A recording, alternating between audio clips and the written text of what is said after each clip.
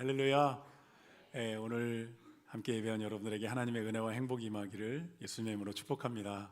청년들이 새내기 MT에 가서 오늘 새롭게 반주해 오신 박영환 집사님, 또 이재희 성도님, 이현주 성도님 감사합니다.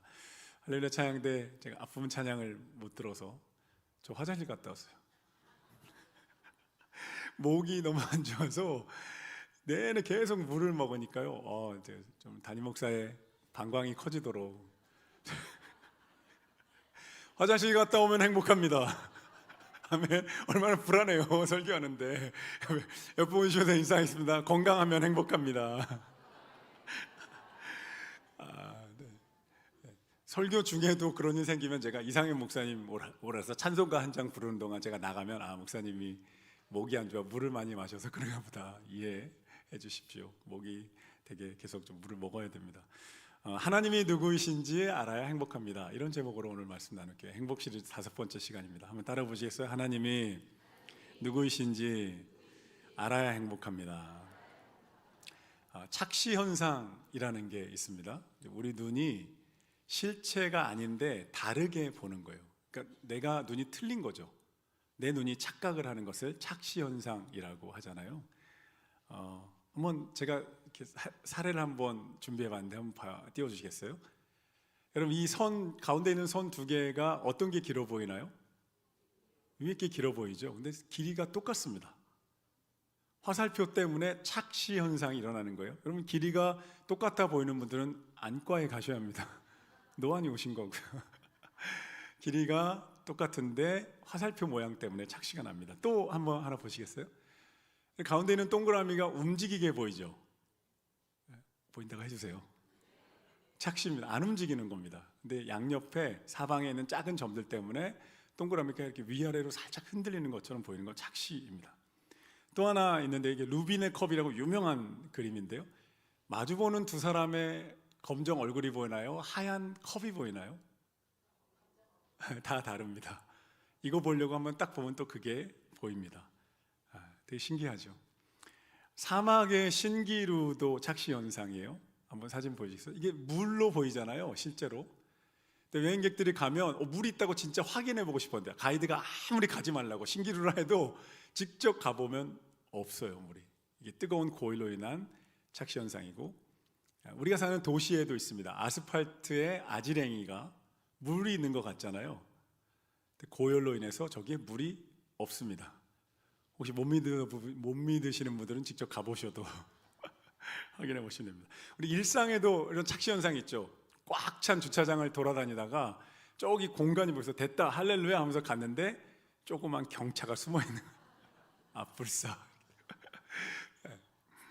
또 길 건너편에 나를 향해 손을 흔들길래 나도 손을 흔들며 가는데 내 뒷사람에게 안으셔는 극적 그래서 그런 것도 있죠. 사랑의 착시 현상 다 한번 겪어보셨습니까? 콩깍지가 씌워서 뭘 해도 이뻐 보이던 시절이 있었는데 어느 날 콩깍지가 사라지면 더 좋은 콩깍지가 있게 될 줄 믿습니다. 비행기 조종사들이 이 착시 현상을 겪는데요, 몸으로 겪는데요. 비행기가 공중에 떠 있기 때문에 컴컴한 바다 위를 나를 때나 구름 위를 나를 때 내가 지금 내려가고 있는데 수평이라고 느낀다는 거예요. 진짜 위험하대요. 올라가고 있는데 나는 수평인 거예요. 왜? 너무 공중에 계속 떠 있다 보니까. 그래서 그때 그것을 비행 착각이라고 부르는데요. 그때 비행사들이 꼭 해야 되는 일이 뭐냐? 내 느낌을 믿지 말고 계기판을 봐야 된다. 그래야 산다는 거예요. 내 느낌 믿고 항공기 조종사, 내가 경력 20년 비행기 조종사인데 파일럿인데 믿고 가다가 바다로 빠져들 수 있다는 거예요. 여러분 영적인 세계에도 착시 현상이 있습니다. 그게 뭐냐면 세상이 너무 크고 화려해 보이고 그런데 그걸 지으신 하나님, 더 크신 하나님이 안 보이는 거예요. 세상만 보이는 거예요. 영적인 착시 현상이라고 합니다. 세상만 보이니까 세상의 욕망에 끌려갑니다. 혹은 세상이 주는 안정감에 안주합니다. 혹은 세상이 주는 문제에 짓눌려 버립니다. 하나님이 안 보이니까요. 고린도서 4장 18절에 보면 우리가 주목하는 것은 보이는 것이 아니요 보이지 않는 것이니 보이는 건 잠깐이고 보이지 않는 것은 영원함이라 이렇게 말씀합니다. 보이지 않는 게 영원하다는 거예요. 진짜라는 거예요. 오늘 본문이 이사야 선지자의 예언의 말씀인데요. 이사야는 예수님 탄생 700년 전에 이스라엘 땅에서 활동했던 예언자입니다. 그리고 오늘 본문은 586년, 예수님 탄생 586년 전에 바벨론의 포로로 끌려간 백성들을 향해서 이사야 선지자가 지금 예언하고 있는 거예요. 예언을 합니다.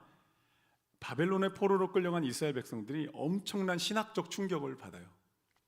우리 하나님이 바벨론의 신 마르둑에게 패했다는 거예요. 고대 전쟁은 신들의 전쟁이었어요. 여호와가 패했나? 하나님 무능한가? 우리는 버려진 걸까? 이 실패한 인생으로 끝나야 되는 걸까라는 영적인 우울증을 겪고 있었습니다. 여러분, 당시에 바벨론은요 정말 어마어마한 도시였어요. 제가 바벨론에 대한 재현한 사진과 이미지를 제가 준비했는데요, 한번 보시겠어요? 바벨론은 고대 세계의 로마이고 뉴욕 같았어요. 어마어마한, 저 보십시오. 이 고대 세계라고는 상상할 수 없어요. 재현한 건데요, 엄청난 도시였어요. 정말 변방의 작은 도시, 유대 땅 예루살렘의 그 작은 도시에서 살던 이들이 딱 들어서는 순간에 완전 신세계가 비주얼에 완전히 압도당하는 거예요. 성벽은요 전차 4대가 달릴 수 있을 만큼의 넓이였고, 정문으로 들어가는 이슈타르 성문은 상상할 수 없을 만큼 코발트 블루 색깔 벽돌과 황소와 용들이 575마리가 새겨져 있었어요. 완전히 압도당한 거예요. 도시 한복판에 가보면 90m로 솟아있는 거대한 성탑인 지구라트가 있었고, 그리고 마르둑 신전에는 금이 수십 톤이 담겨 있을 만큼의 어마어마한 위용을 자랑했어요. 여러분 그렇잖아요. 우리 시골에 살던 분들이 서울 오면 휘둥그레지잖아요. 63 빌딩에 막 112층에 이렇게 하는 것처럼 그런 충격을 받은 거예요. 이 압도적인 비주얼 앞에 유대 포로들이 딱 서는 순간에 그 비주얼이 이렇게 말하는 것 같았어요. 너희 하나님이 졌다. 너희 하나님이 이 성을 무너뜨릴 수 없다. 마르둑이 진짜 신이다. 완전히 압도당해서 기가 죽어 있었다는 거예요. 넋을 잃고 바라옵니다. 이 단순한 패배감이 아닌 거예요. 눈에 보이는 바벨론이 커 보이고 이제 하나님이 잊혀지는 영적인 착시현상, 신기루에 걸려버린 거예요. 근데 이때 이사야 선지자가 벌떡 일어나서 낙심한 백성들을 위로하기 시작합니다. 힘내라 이렇게 말하지 않아요. 40장 앞부분에 힘내라는 말이 있어요. 그런데 힘내라는 말 대신 오늘 본문에서는 이렇게 말합니다.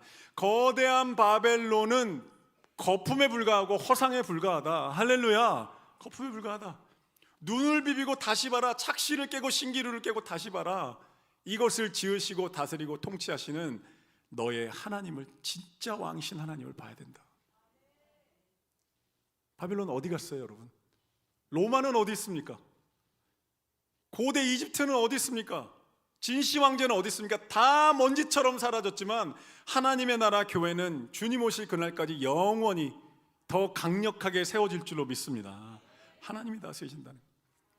오늘 본문 묵상하다 보면요, 이스라엘 백성들이 3가지 착시 현상에 빠져 있다는 것을 우리가 발견할 수 있는데요, 이 3가지 착시 현상 중에 우리 함께 예배하는 우리 모두가 적어도 1가지 이상은 다 신기루에 잡혀 있을 수 있고요, 오늘 이 말씀을 듣는 가운데 내가 빠져 있는 착시 현상이나 신기루가 뭔지를 발견하고 그럼 벗어버리게 되는 은혜가 있기를 예수님의 이름으로 축복합니다. 이사야 선지자가요, 이 바벨론이란 거대한 그 도시 앞에 서 있는 백성들과 함께 신학적 투쟁을 하는 거예요. 신학적 싸움을 하는 거예요. 진짜가 뭐냐? 눈에 보이는 저 화려함이냐, 아니면 그보다 크신 하나님이라는 신학적인 투쟁을 지금 벌입니다. 첫 번째 신기루가 뭐냐면, 백성들 중에 일부는 바벨론의 거대함과 그 화려함에 매료되어 버립니다. 살아본 적이 없는 엄청난 크기의 도시였던 거예요. 엄청난 우상. 그래서 백성들이 이렇게 얘기합니다. 나도 저 도시의 일부가 되고 싶다. 나도 저기에 속해서 저 도시의 화려함을 봐라. 저 명품, 저 집, 큰 집, 자동차, 저 권력, 저 화려한 일상들을 보니까 나도 저렇게 되고 싶다. 욕망의 착시라고 부를 수 있겠죠. 거기에 빠져버립니다. 욕망의 착시에 빠져버린 백성들에게 이사야는 이렇게 선포합니다. 부러워하지 마십시오. 저 우상들 그냥 금으로 도금된 것뿐입니다. 속에는 썩을 나무들입니다. 이렇게 가르쳐줍니다. 한번 19절 20절 보시겠어요? 19절 20절 한번 함께 읽겠습니다. 다 같이 시작.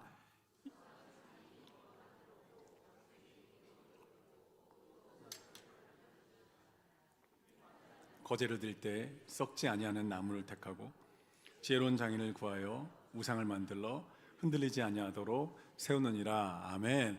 이사야가 말하는 거예요. 저 화려해 보이는 커다란 금신상, 저거 썩을 것 같은 나무 조심스럽게 만든 허구일 뿐이고, 게다가 20절에 보면 뭐라고 말하냐면 저 우상이 흔들려 넘어질까 봐 버팀대를 세웠다는 거예요.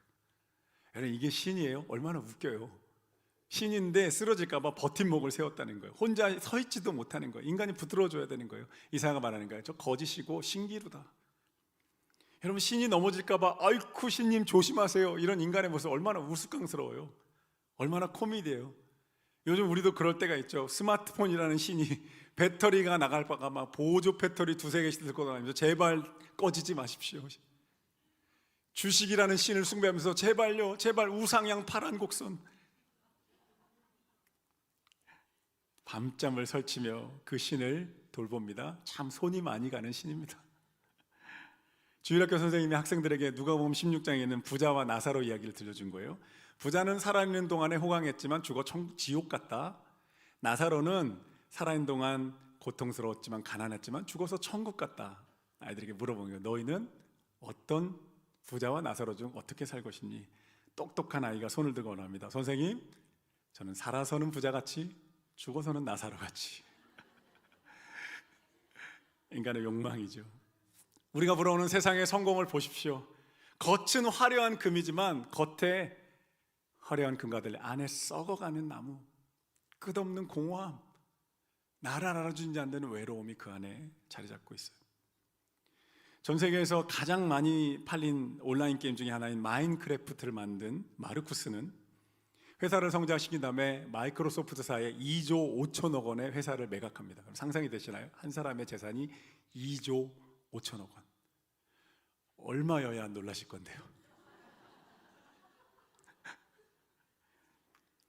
그 돈을 가지고 비버리힐스의 가장 비싼 800억짜리 저택을 삽니다.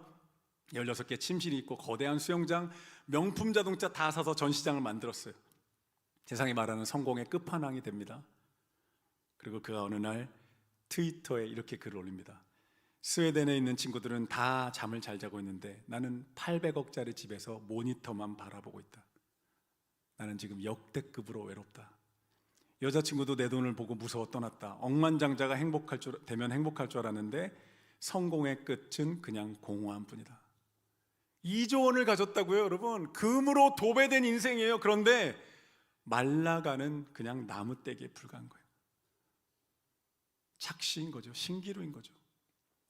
바벨론과 같은 세상의 화려함은 우리의 외로움을 단 1g도 해결해 주지 못합니다. 욕망이라는 착시 현상에 빠져 있는 이들이 있다면 우리 중에, 여러분 오늘 예배 가운데 벗어나서 하나님을 볼 수 있게 되기를, 진정한 팩트이신 하나님을 볼 수 있게 되기를 예수님의 이름으로 축복합니다. 두 번째, 유다 백성, 끌려간 백성 중에 어떤 사람들은 바벨론을 보면서 욕망까지는 안 갔지만 이 도성이 너무 편안하고 강대해 보니까 여기서 살고 싶다, 안주하고 싶다는 생각을 하게 됩니다. 전차 4대가 달려도 흔들리지 않는 성벽, 얼마나 넓겠어요? 이 정도 됐겠죠? 화려한 벽돌로 세워진 거대한 성문, 도시 중앙에 있는 높이 솟아있는 성, 정원, 수천 톤의 금이 담겨있는 신전을 보면서 처음엔 당황했겠죠. 이게 뭘까 했는데 그 다음에 나도 여기서 안정되게 살고 싶다. 23절에 보십시오. 거기에 있는 귀인들처럼 되고 싶다. 옛날 백성들이 생각해요. 이것을 제가 안정감의 신기루, 착시라고 불러볼게요. 이 안정감의 착시는요, 우리 교회 다산 신도시에서 살아가는 중산층 성도들이 가장 조심해야 될 착시입니다. 목사님, 이 정도면 살만합니다. 집도 있고 직장도 잘 되고 자녀들도 큰 문제 없고 노후 준비도 착착 되고 있습니다. 굳이 하나님을 찾을 필요가 없는 것 같습니다. 이렇게 생각하는 신기루인 거죠. 이사야는 이런 안정감의 착시에 빠진, 신기루에 빠진 이들에게 충격적인 선언합니다. 안주하지 마십시오. 지푸라기일 수 있습니다. 본 23절과 24절 보시겠어요? 한번 읽어주십시오. 다 같이 시작.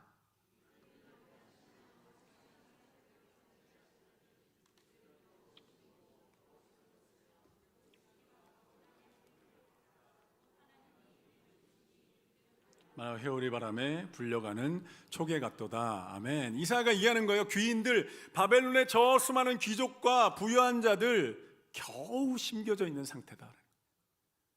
하나님이 입김을 후 부시면 지푸라기처럼 날아갈 인생들이다. 그것이 정말인 것 같으냐? 신기루고 착시다. 예수님이 이거랑 똑같은 이야기를 누가복음 12장에서 하셨죠. 어리석은 부자가 있었습니다. 곡식을 너무 많이 거둔 거예요. 창고를 지어서 넣었어요. 근데 모자라요. 창고를 또 지어요. 곡식을 가득 채운 다음에 그 밤에 부자가 말합니다. 좋다.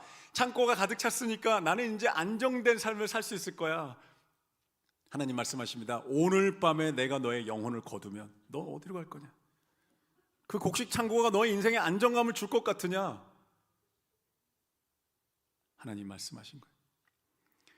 최근 퓨 리서치 센터에서 전 세계 17개국 국민을 대상으로 당신의 삶을 의미 있게 만드는 것이 무엇입니까? 라고 물었어요. 미국, 영국, 독일은 14개, 미국, 영국, 독일 등 14개 국민들은 가족을 1순위로 꼽았고요. 스페인은 건강을 1순위로 꼽았어요. 대한민국만 돈을 1순위로 뽑았어요. 이게 우리가 살아가는 대한민국의 현실이고 너무나 많은 사람들이 빠져있는 신기루이기도 합니다.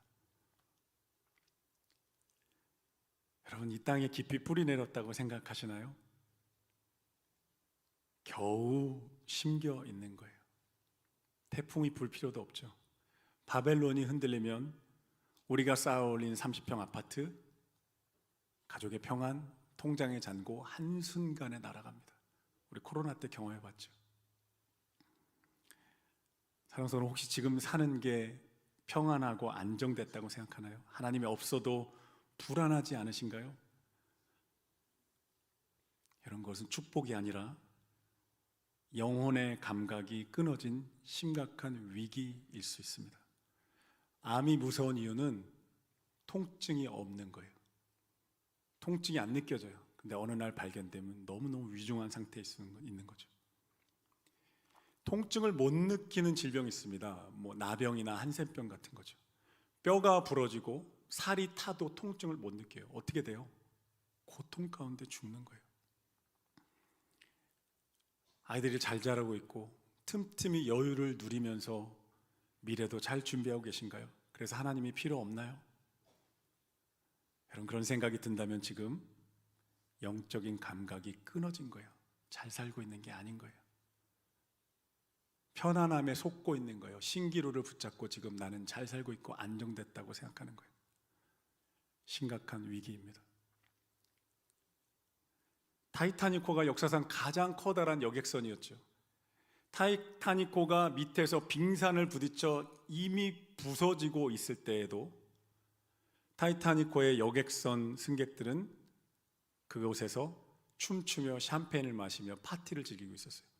구명정과 구명조끼들이 옆에 있었습니다. 그 사람들이 이렇게 얘기했습니다. 왜 이 파티 분위기 마치게 구명정과 구명조끼냐, 치워라. 누가 타이타닉호를 무너뜨릴 수 있냐. 이렇게 생각할 때 배가 조각나기 시작해서 사람들은 소리 지르며 구명조끼 하나 잡겠다고, 구명정에 타겠다고 아수라장이 되어 싸웠습니다. 전부 다 살지 못했습니다.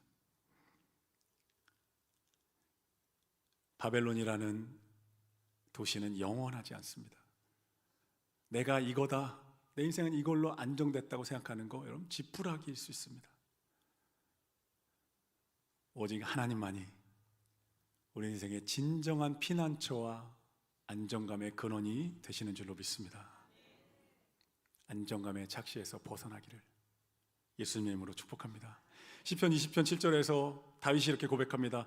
어떤 사람은 병거를 의지하고 어떤 사람은 말을 의지하지만 나는 여호와 우리 하나님의 이름을 자랑할 것입니다. 전쟁터에 나간 거예요. 병거와 말이 얼마나 중요해요. 전쟁을 싸워야 되는데 이거 없으면 죽잖아요. 그런데 다윗은 안 거예요. 병거와 말이 나를 지켜주는 게 아니구나. 하나님이 내 목숨을 지금까지 지켜주신 거구나. 이 고백으로 다윗은 착시에서 벗어납니다. 팀 하스라는 미국의 주차 빌딩을 세우는 건축회사 사장인 하용록 회장님이 크리스찬 성공한 비즈니스맨입니다. 건축가로 크게 성공해서 부와 명예를 얻었어요. 30대 초반에 고속도로를 질주하며 자신의 성공에 도취해 있었습니다. 그런데 갑자기 심실빈맥으로 쓰러져요. 병원에 갑니다. 심장 이식을 받아야 된다는 거예요. 얼굴이 죽어갑니다. 꺼멓게 변해갑니다. 병실에 누워 죽음을 기다리는 거예요. 이식할 심장이 안 나타나면 끝나는 거예요. 거기서 그는 생각합니다. 내가 쌓아 올린 성공 아무것도 아니었구나.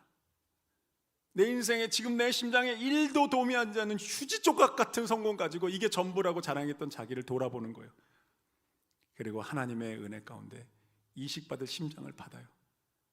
수술하고 살아납니다. 그가 그 병동에서 서원하고 나옵니다. 하나님, 내 인생, 내 사업장 하나님의 것입니다.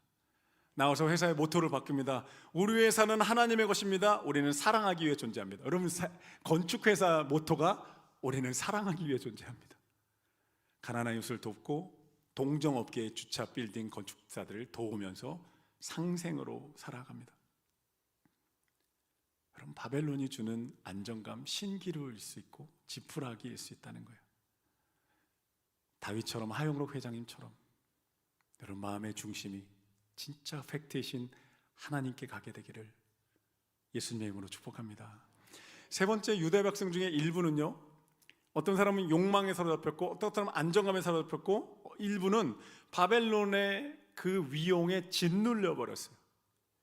너무 바벨론, 예루살렘으로 돌아가고 싶은 거예요. 나는 신앙을 회복해서 고향으로 돌아가고 싶은데 바벨론의 군대와 성벽이 너무 큰 거예요.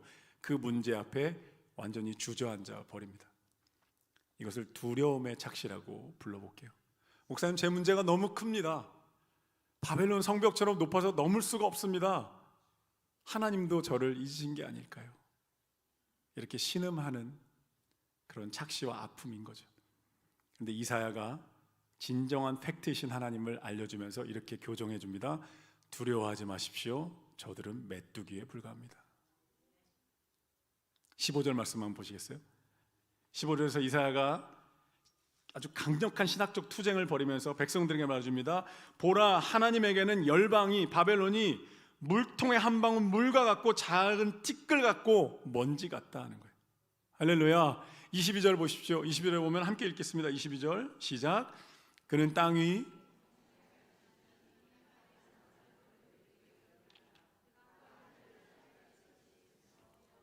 천막까지 펴졌고, 아멘. 메뚜기에 불과하다는 거예요. 눈을 들어 하나님 보라는 거예요. 그러면 하나님이 진짜 보이기 시작하면 저들이 얼마나 작은 메뚜기에 불과한지 알게 된다는 거예요. 신기루가 깨지고 팩트를 보게 되면 저들이 메뚜기에 불과하다는 것을 알게 될 것이다. 그 문제 앞에 주눅들지 말아라. 바벨론은 먼지처럼 사라졌죠. 진짜로요. 어디 있어요?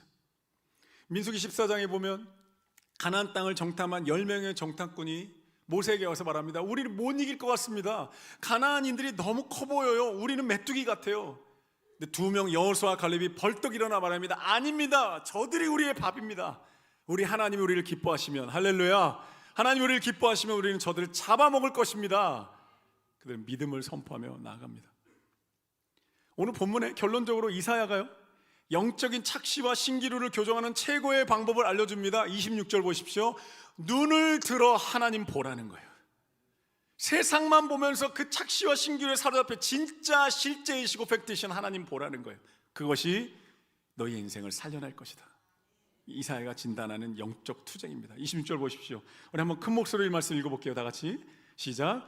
너희는 눈을 높이 들어 누가 이 모든 것을 창조하였나 보라. 주께서는 수요대로 만상을 이끌어내시고 그들의 모든 이름을 부르시나니 그의 권세가 크고 그의 능력이 강함으로 하나도 빠짐이 없느니라. 아멘. 하나님 보라는 거예요. 진짜 엄연하게 시퍼렇게 살아계신 하나님.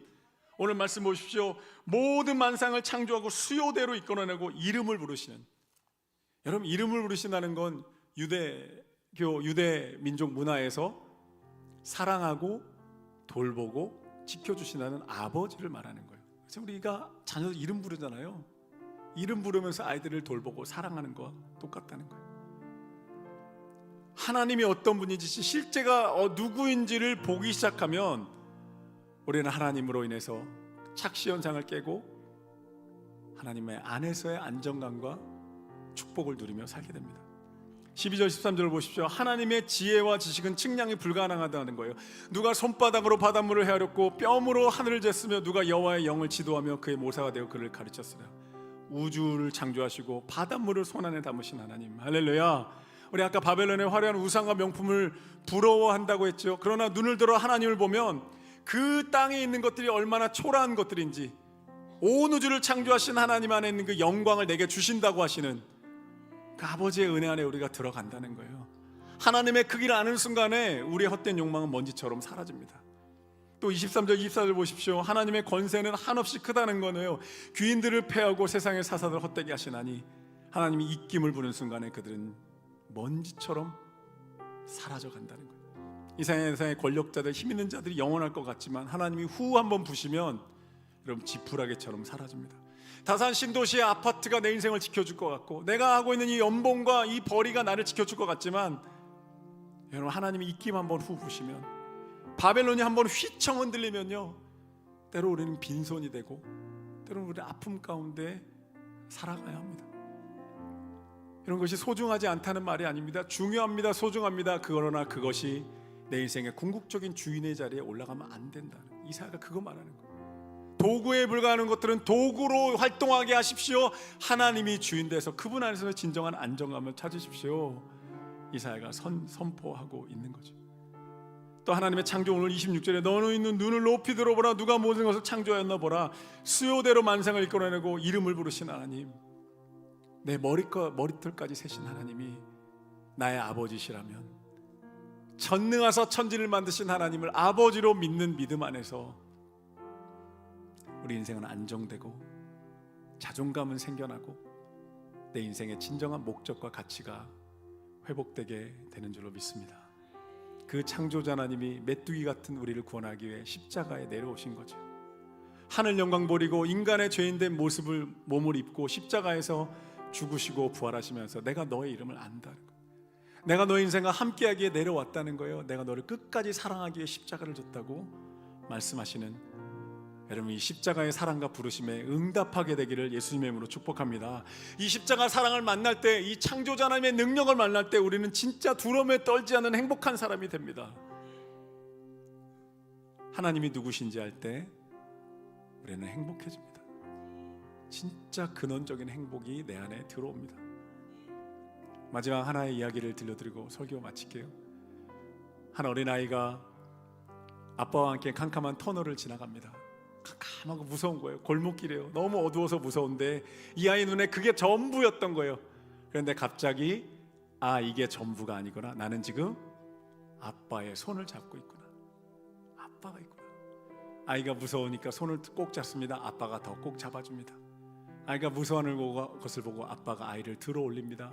아빠 품에 안기는 순간에 캄캄한 어두움에 대한 두려움은 사라지는 거예요. 아빠가 나를 끌어안고 나를 품고 가고 계시는구나.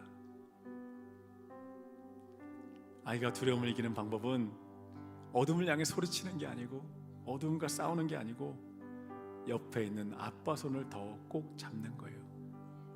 할렐루야. 사랑하는 성도들, 바벨론은 여전히 거대하고 화려하고 때로는 무서운 이빨을 드러냅니다. 그러나 그것들은 껍데기에 불과합니다. 내 느낌을 믿지 말고 진정한 계기판인 하나님의 말씀을 바라보아야 인생이라는 비행기가 추락하지 않는다는 거예요. 이번 한 주간 세상이 커 보일 때마다 눈을 들어 하나님을 바라볼 수 있게 되기를 바랍니다. 메뚜기 같은 내 인생을 향하여서 너는 내 사랑하는 아들이다. 너는 내 사랑하는 딸이다. 내가 너를 위해 십자가에 죽기까지 사랑했다. 내가 너를 끝까지 포기하지 않고 함께 할 것이다 말씀하시는 하나님의 음성을 듣게 되기를, 그래서 진짜 행복을 누리는 저 여러분 되기를 예수님의 이름으로 축복합니다.